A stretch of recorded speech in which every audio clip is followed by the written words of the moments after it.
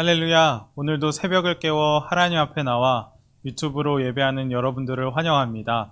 제가 기도함으로 오늘 새벽 예배 시작하도록 하겠습니다. 하나님 감사합니다. 오늘도 하나님께서 새벽을 깨워주시고 하루의 첫 시간을 하나님께 예배할 수 있게 하심에 감사를 드립니다. 이 시간 오직 주님만 바라보는 시간이 되게 하여 주옵시고 갈급한 우리 심령 가운데 하나님의 은혜를 충만히 더하는 시간이 되게 하여 주옵소서. 예수님의 이름으로 기도합니다. 아멘. 오늘 하나님께서 주신 말씀은 누가복음 19장 1절부터 10절까지의 말씀입니다. 제가 봉독하겠습니다. 예수께서 여리고로 들어가 지나가시니라. 삭개오라 이름하는 자가 있으니 세리장이요 또한 부자라. 그가 예수께서 어떠한 사람인가 하여 보고자 하되 키가 작고 사람이 많아 할 수 없어 앞으로 달려가서 보기 위하여 돌 무화과 나무에 올라가니 이는 예수께서 그리로 지나가시게 되밀어라. 예수께서 그곳에 이르사 쳐다보시고 이르시되 삭개오야 속히 내려오라. 내가 오늘 내 집에 유하여야 하겠다 하시니 급히 내려와 즐거워하며 영접하거늘 뭇 사람이 보고 수군거려 이르되 저가 죄인의 집에 유하러 들어갔도다 하더라. 삭개오가 서서 주께 여짜오되 주여 보시옵소서 내 소유의 절반을 가난한 자들에게 주겠사오며 만일 누구의 것을 속여 빼앗은 일이 있으면 내 갑절이나 갚겠나이다. 예수께서 이르시되 오늘 구원이 이 집에 이르렀으니 이 사람도 아브라함의 자손이미로다. 인자가 온 것은 잃어버린 자를 찾아 구원하려 함이니라. 아멘. 오늘은 성령의 열매 온유에 대해서 함께 은혜를 나누도록 하겠습니다. 온유는 한자로 따뜻할 온에 부드러운 유를 써서 따뜻하고 부드러운 마음인데 오늘 우리가 성경에서 이 온유를 어떻게 이야기하는지 찾아서 함께 은혜를 나누는 시간을 갖도록 하겠습니다. 제가 예전 로마 여행을 갔을 때 가장 인상 깊었던 건물이 있었습니다. 그 건물은 어떤 건물이었냐면 바로 콜로세움이었습니다. 그 당시 1세기 로마가 어떻게 그렇게 거대한 건물을 지었는지 그만큼 그 건물은 크고 웅장하였습니다. 콜로세움은 로마가 이스라엘을 포함한 많은 국가들을 침략하여서 그 침략한 나라들의 노동력과 자원들을 착취해서 만든 원형 경기장입니다. 이 원형 경기장에서는 많은 스포츠 경기가 이루어졌는데 그 중에서도 강한 사람이 약한 사람을 이기고 죽이는 검투사들의 경기, 그리고 그 당시 사회적 약자였던 박해받았던 기독교인들이 죽어가는 모습들을 보면서 로마인들은 환호하고 즐거워하였습니다. 그리고 이 모습은 마치 강력한 로마가 약한 나라들을 침략하는 지배하던 모습의 축소판이 바로 콜로세움이 아닐까 합니다. 예수님 당시 로마는 세상을 지배하였습니다. 로마는 평화를 외쳤지만 그 로마의 평화는 예수님께서 말씀하신 평화와는 완전히 다른 개념의 평화였습니다. 로마는 힘으로 평화를 이루기를 원했고 자기들에게 말을 듣지 않는 나라는 무자비한 폭력성을 드러내고 말도 안 되는 정책으로 억압하며 평화를 유지하려고 하였습니다. 이 로마의 힘의 통치에 의해서 이스라엘을 포함한 지중해 많은 국가들은 신음하고 고통스러워했을 것입니다. 그러나 당시 세계 사람들의 인식은 그 약한 나라들을 보며 가슴 아파하고 힘들어하지 않았을 것 같습니다. 왜냐하면 그 당시는 힘이 최고였기 때문입니다. 양육강식, 강함이 용맹함으로 치부받던 그 시대 가운데 로마, 힘이 가장 센 로마가 약한 나라들을 지배하는 것은 아마 당연한 가치관으로 여겼을 것입니다. 이렇게 볼 때 예수님께서 말씀하신 사랑과 오래 참음, 인내와 겸손 같은 거는 그 당시 용맹함, 그 힘의 원리에 의해서는 조금 뒤떨어진 가치관이었다는 것입니다. 그러나 예수님께서는 이렇게 힘이 최고였던 시대 가운데 전혀 새로운 것들을 가르치기 시작하였습니다. 그것은 예수님께서 말씀하신 사랑과 화평과 오래 참음과 같은 전혀 다른 새로운 것들을 예수님께서는 선포하고 가르치기 시작했고 그리고 그 예수님의 중요한 가르침 가운데는 오늘 우리가 함께 은혜를 나눈 온유도 포함되어 있습니다. 우리는 성경을 보면서 예수님에 대해서 많이 알아가게 됩니다. 예수님께서 어떤 말씀을 하셨고, 또한 예수님의 십자가와 부활, 그리고 예수님께서 이 땅에 다시 오실 것도 우리가 성경을 통해서 명확하게 알 수 있습니다.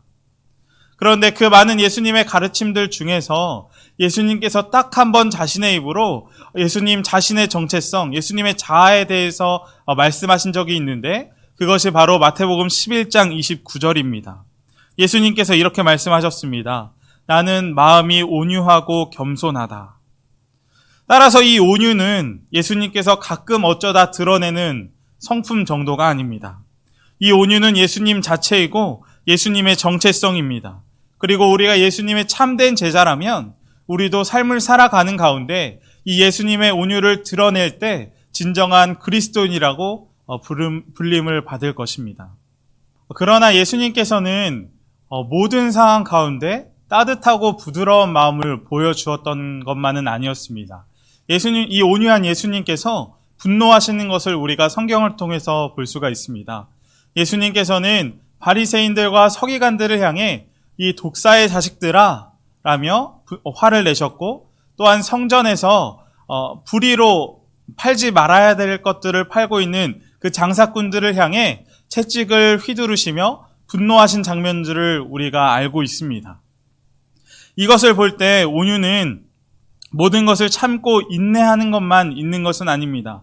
예수님은 불의와 하지 말아야 될 불법들을 보시며 거룩한 분노를 하신 것을 우리가 성경에서 볼 수가 있습니다. 이 온유의 열매는 헬라어로 프라우테스라고 합니다.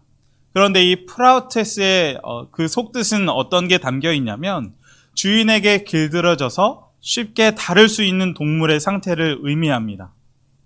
그래서 이 온유의 열매는 단순히 따뜻하고 부드러운 마음이 아니라 하나님의 말씀으로 다듬어져서 스스로 조절하고 절제하는 그 통제된 힘이 있는 상태를 이야기하는 것을 알 수 있습니다. 다시 말하면 온유한 사람은 하나님 말씀에 잘 길들여져서 세상을 향해서 세상의 불의와 불법에 대해서는 거룩한 분노로 싸우며 하나님 말씀에는 온유함으로 사랑을 세상에 전하는 사람이 바로 진정한 온유한 사람이라는 것입니다. 그러나 너무 안타까운 것은 무엇이냐면 우리가 팬데믹 시대를 맞이하면서 거룩한 분노보다는 자신의 욕심을 위한 분노가 점점 많아진다는 것입니다. 정치, 소득 격차, 성별, 더 나아가서는 종교 문제까지 모든 것들에서 자신의 욕심을 위해서 분노를 표출하는 사람들이 너무나 많아진 것을 볼 수가 있습니다. 자신의 권리, 자신의 이익을 챙기기 위해서는 불의한 것을 봐도 넘어가고 또 자신에게 안 좋은 것을 정책에는 반대하기 위해서 분노하는 사람들을 우리가 자주 보게 됩니다. 그리고 이 분노는 세상을 파괴시키고 분열시키는 것을 우리가 볼 수가 있습니다. 그리고 더 안타까운 것은 무엇이냐면 이것은 교회 공동체도 세상의 분노와 비슷해져 간다는 것입니다. 교회 안에서도 미움과 분노로 공동체를 이루어 갑니다. 파당을 짓고 서로를 헐뜯고 정치적인 공격을 하며 교회끼리도 계속 분열되고 있습니다. 마치 온 세상이 아군과 적군으로 나누어져서 끊임없이 싸우고 있는 것을 우리가 보게 되는 것이죠. 그리고 이런 상황 가운데 교회는 힘을 점점점 잃어가고 세상은 더 분열되고 있습니다. 우리가 이런 상황 가운데 예수님의 온유를 세상에 우리가 보여주므로 분열되는 세상이 아니라 하나 되는 세상으로 만들어 가야 할 것입니다. 빅토르 위고의 소설 레미제라블에는 장발장이 나옵니다. 이 장발장은 범법자로서 거리를 떠돌아 다니는 사람이었습니다. 그러나 어느 날 너무나도 배고프고 추운 나머지 장발장은 어느 한 교회로 숨어들게 됩니다.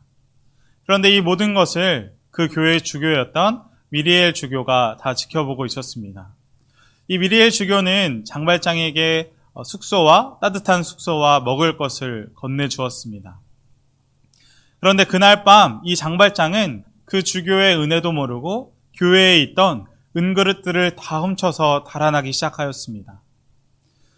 그런데 이 장발장이 얼마 가지 못해 경찰들에게 잡히게 되고 경찰들에게 폭행을 당한 후에 장발장은 이 은접시들이 교회에서 훔친 것이 맞는지 미레엘 주교 앞으로 데려다 놓습니다.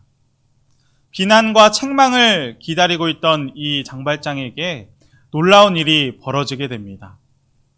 이 미레엘 주교가 이 장발장을 비난하는 것이 아니라 온유로 대해주기 시작하는 것입니다. 미레엘 주교는 경찰들에게 장발장이 은그릇들을 훔쳐간 것이 아니라 자신이 장발장에게 선물로 준 것이라고 이야기한 후에 장발장에게 왜 자신이 은초대도 가져가라고 선물로 주었는데 왜 놓고 갔냐며 장발장 손에 은초대까지 쥐어주었습니다. 그리고 이 미리엘 주교는 장발장에게 이렇게 이야기합니다.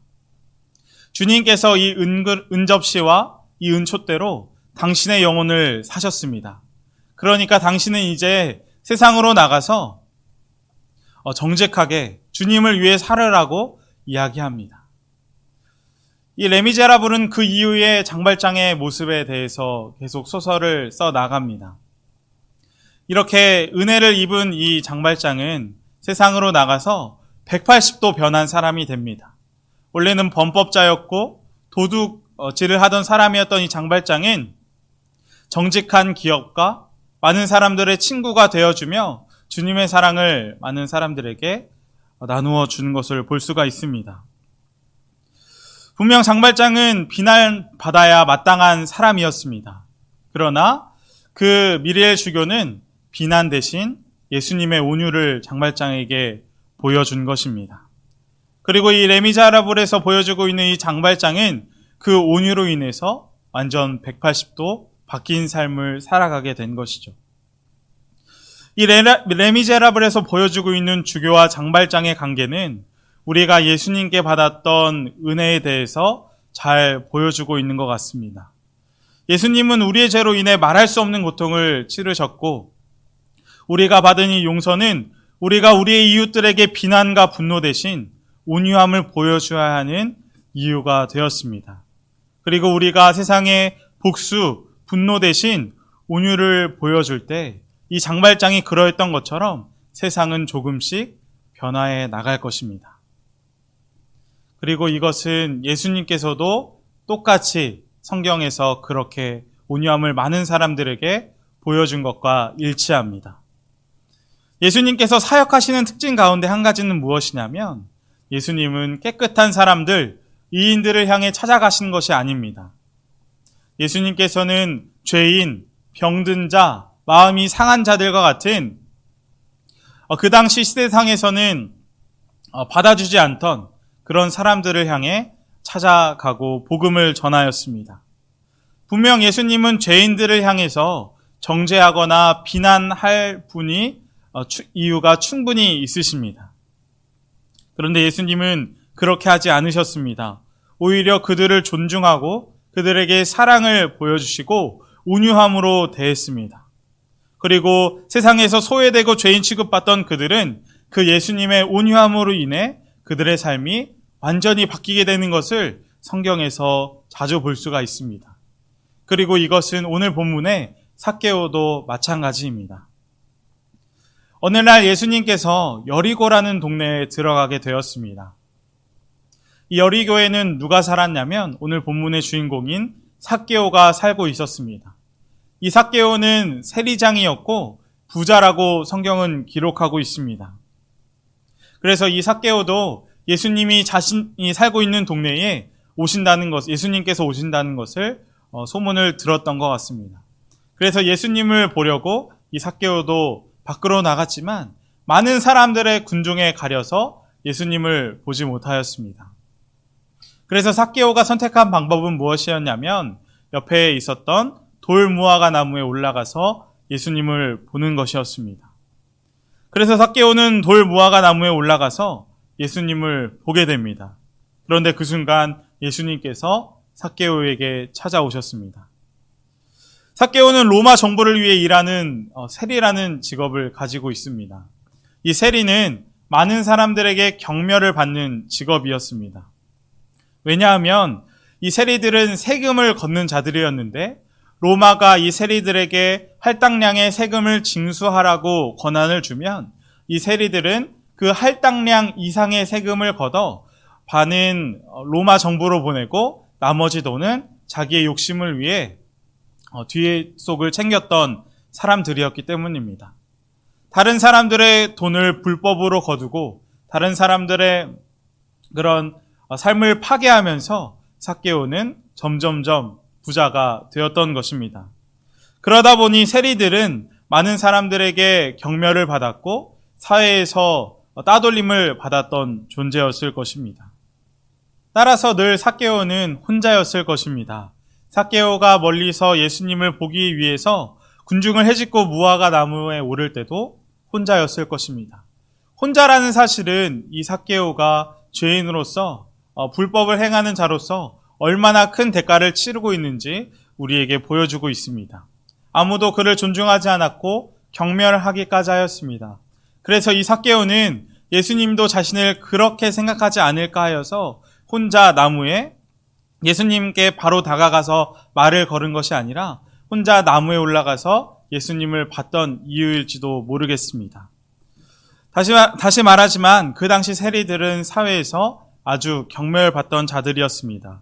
그런데 누가복음은 그렇게 죄인이었던 세리들에 대해서 긍정적으로 말하는 것을 자주 볼 수가 있습니다. 누가복음에서 세리에 대한 본문은 6번이 나옵니다. 그런데 이 6번 모두 누가복음은 이 세리를 죄인이라고 정죄하지 않습니다. 세리에 대해서 긍정적으로 말하는 것을 볼 수 있습니다. 3장에서 세리들이 세리를 받고 하나님의 가족이 되는 모습이 나옵니다. 또한 5장에서는 예수님께서 세리였던 마태를 자신의 제자 중 한 명으로 부르십니다. 또한 7장과 15장에서는 세리들이 예수님의 가르침에 귀 기울이는 장면을 보여주고 있습니다. 또한 18장에서는 자기 의에 빠져 기도하는 그 바리새인과 겸손히 회개하는 세리에 관한 비유를 예수님께서 이야기해 주십니다. 그리고 마지막으로 19장에서 세리들의 장이었던 삭개오가 구원받는 모습이 그려지고 있습니다. 세상은 분명 삭개오와 같은 사람을 꾸짖고 벌 주기를 원합니다. 하지만 예수님은 달랐습니다. 예수님은 나무에 있는 삭개오를 보며 이렇게 말씀하셨습니다. 삭개오야, 속히 내려오라. 내가 오늘 내 집에 유하여야겠다. 그리고 예수님의 이런 온유함에 충격을 받았던 삭개오는 완전히 하나님의 길로 돌아서게 됩니다. 180도 달라진 삭개오는 예수님께 이렇게 선언합니다. 예수님, 제가 소유의 절반을 가난한 사람들에게 주고 사람들의 것을 속여 빼앗은 일이 있으면 4배나 갚겠습니다. 이 삭개오는 예수님의 온유함으로 인해서 완전히 하나님이 원하시고 많은 사람들에게 예수님이 원하시는 예수님의 제자의 한 명으로서 살아가게 된 것입니다. 그러나 안타까운 것은 무엇이냐면 예수님께서 삭개오와 같은 사람들을 온유하게 대해주신다는 것을 많은 사람들이 탐탁지 않게 생각했다는 것입니다. 예수님께서 서기관들과 바리새인들은 예수님께서 죄인들과 함께 한다며 끊임없이 예수님을 비난했습니다. 오늘 본문에도 사람들은 예수님께서 삭개오의 집에 가는 것을 보고 수군댔다고 기록하고 있습니다. 예수님께서는 죄인들에게 온유한 반응을 보이신 이유로 같은 죄인 취급을 받으신 것입니다. 그리고 아이러니하게도 예수님은 자신들이 깨끗하게 생각했던 의롭게 생각했던 바리새인과 서기관들에 의해서 십자가에 달려 돌아가시기까지 하였습니다. 세상은 선한 사람과 악한 사람을 구분합니다. 선한 사람은 복을 받고 악한 사람은 심판을 받아 벌을 받기를 원합니다. 하지만 성경은 어떻게 이야기하냐면 의인은 없고 한 명도 없다고 이야기합니다. 선한 일을 행할 사람 한 명도 없다고 이야기합니다. 선과 악을 나누는 사람 대부분은 자신이 선 쪽에 속해 있으며 자신이 깨끗하고 괜찮은 사람이라고 생각하며 살아갑니다. 하지만 분명한 것은 그 거룩하신 하나님 앞에 우리 모두는 죄인이라는 사실입니다. 그리고 이것을 아는 것이 예수님이 나무에 내려와 자신을 따르라고 삭개오에게 말씀하실 때 교만한 바리새인들과 서기관들보다 세리와 죄인들이 주님을 따르게 된 원인이 아닐까 합니다. 주님은 분명 원수된 우리에게 온유하셨습니다. 예수님께서는 12군단이나 더 되는 천사들을 데리고 이 죄악된 세상, 불의를 행하는 이 세상을 심판하실 수 있었던 분이었습니다.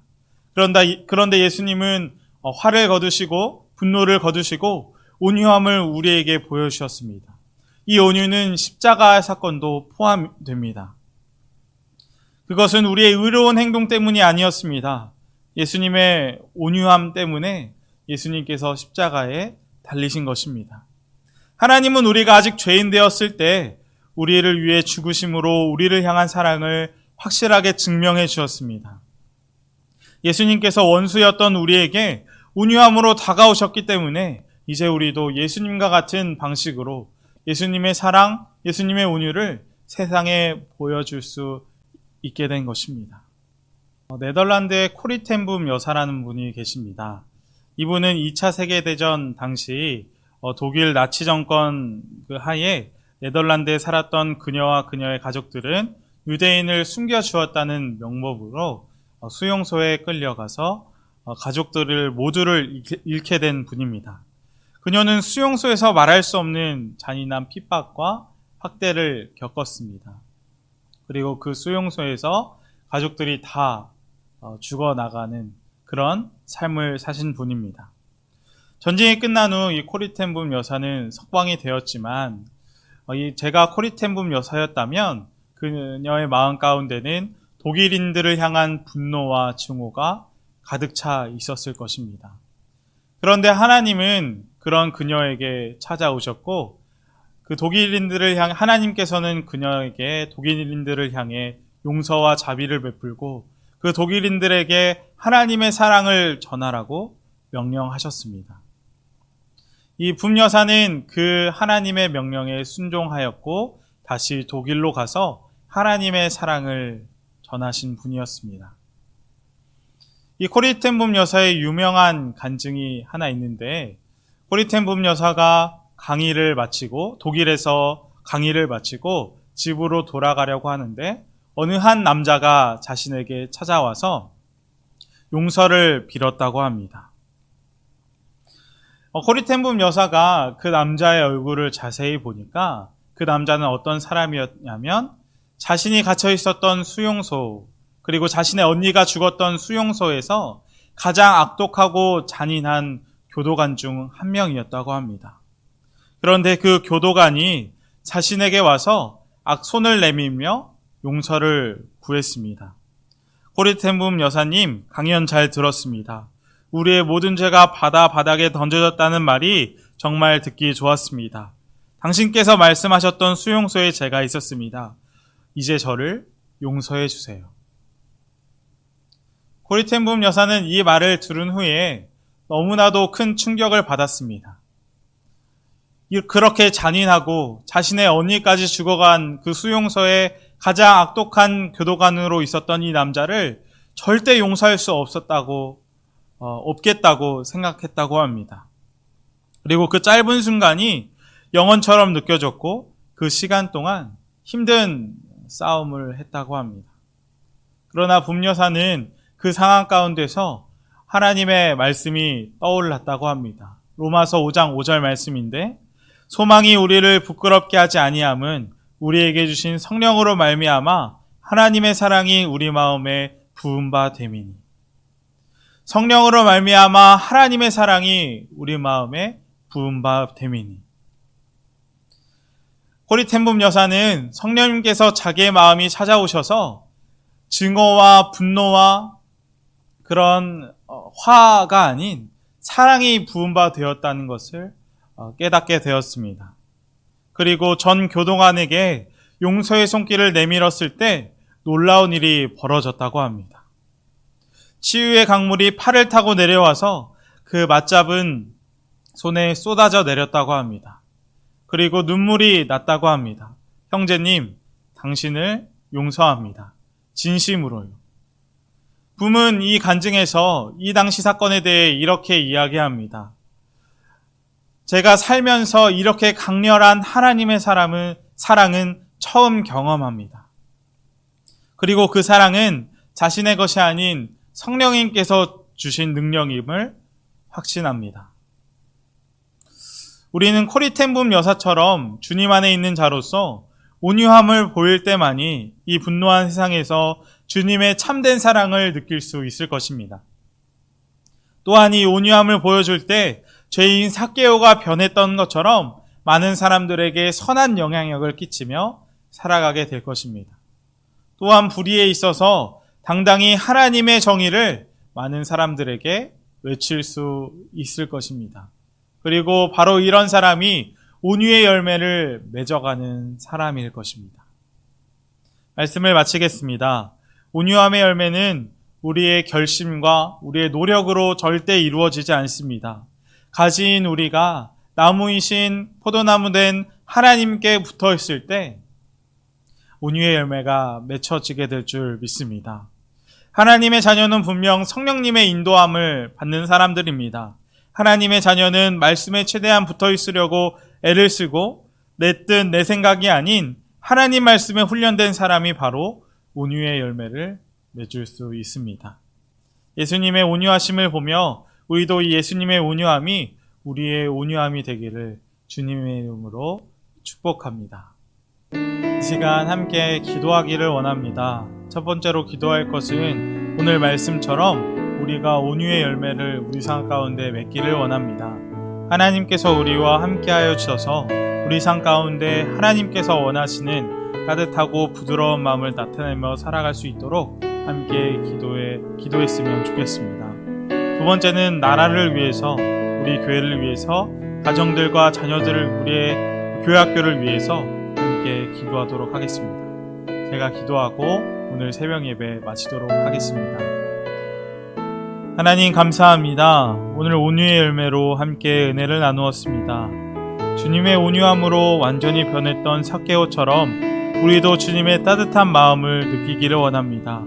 예수님께서 원수였던 우리에게 온유함을 보여주심으로 이제 우리도 예수님과 같은 온유함으로 세상을 살아갈 줄 믿습니다. 성령님께서 저희와 함께하여 주셔서 우리의 모든 인생 가운데 분노와 우리의 의를 드러내는 것이 아닌 하나님 앞에 온유한 삶을 살아가고 온유의 열매를 맺어가는 저희가 되게 하여 주옵소서. 예수님의 이름으로 기도합니다. 아멘.